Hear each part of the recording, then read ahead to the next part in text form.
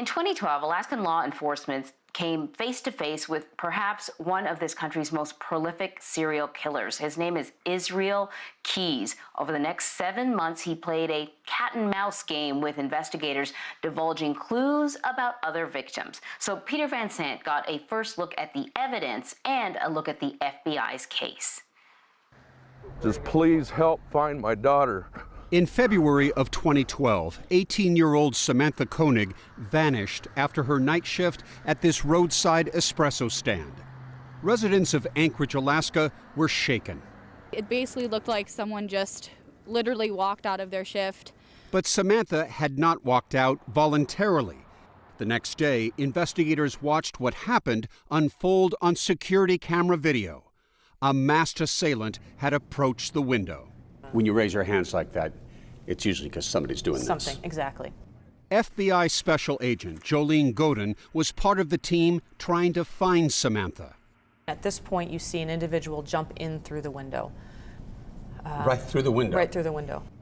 Have you ever seen something like that before? No. And then you see two individuals walk away. It looks like an abduction.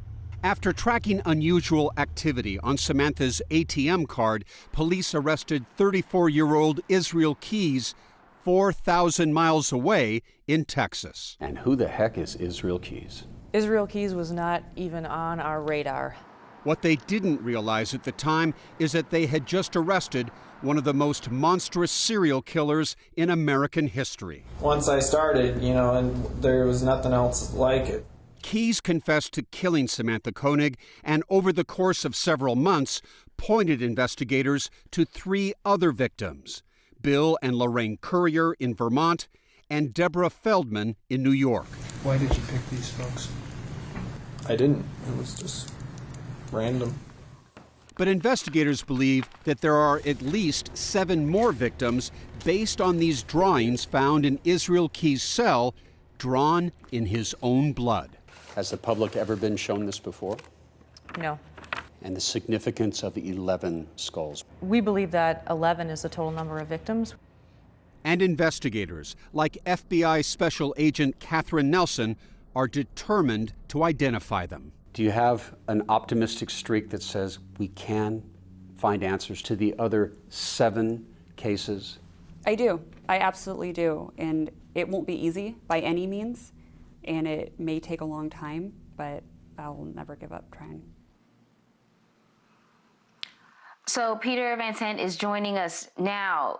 Peter, aside from those creepy pictures, why do investigators believe that there are other victims and that they could be all over the country? Well, Israel Keyes loved to travel. He would fly to some part of the United States, rent a car, and sometimes drive several thousand miles along the way. So he was in a whole bunch of states. I mean, this is just a partial list. Alaska, Vermont, Washington, Oregon, New York, New Jersey, California, Texas, Illinois, Tennessee, Indiana, Arizona, New Mexico, Utah, Minnesota, Nevada, and even parts of Canada.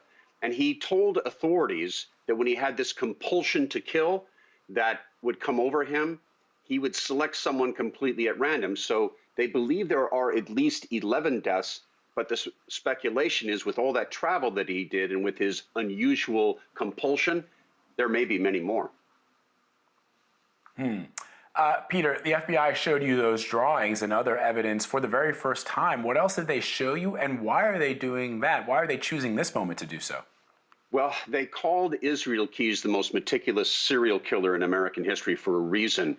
He would pre-position these things he called kill caches. They'd be like an orange barrel. Inside would be a gun, weapons, a rope, zip ties, things that he would use that if he was driving in an area and wanted to kill somebody, he could access this cache and use that for his abduction and murder. And the reason why the FBI is showing us these haunting pictures, as you see here, and the kill cache items, is that they want people to call the FBI if they have a missing loved one, a missing persons case that's never been solved. Somebody was out hiking, because remember, he took people completely at random and often went to trailheads to get hikers and things. So they're hoping that the public will come forward with questions, with tips that, hey, I have a loved one that may have been one of his victims. Wow. Really fascinating stuff. And Peter, your report was airing this weekend, but let me just also offer you some congratulations and to the entire team at 48 Hours, including executive producer Judy Tygard. You guys have been renewed for another year. Congrats. Thank you so much. We're very excited about that. Yeah, really well done.